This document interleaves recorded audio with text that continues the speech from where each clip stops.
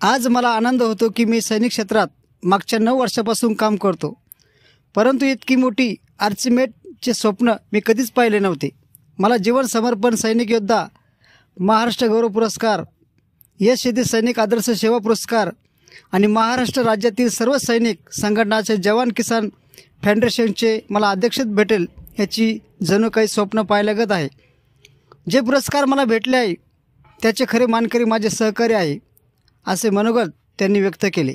विचारमंथन मेळाव्यामध्ये उपस्थित मान्यवरांनी कमांडो पद्माकर चंदन शिवे यांना महाराष्ट्राचे होणाऱ्या भारतीय जवान किसान फेडरेशनचे अध्यक्ष सर्वानुमते अनुमोदन दिलेलं आहे आणि त्यांचं मी अभिनंदन करतो आणि येणाऱ्या भावी वाटचालीस त्यांना शुभकामना देतो.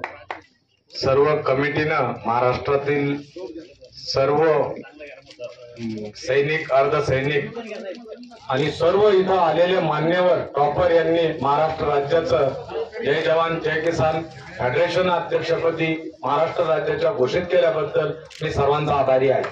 सर, मला त्या पुढे जाऊन असं विचारायचं आहे की आज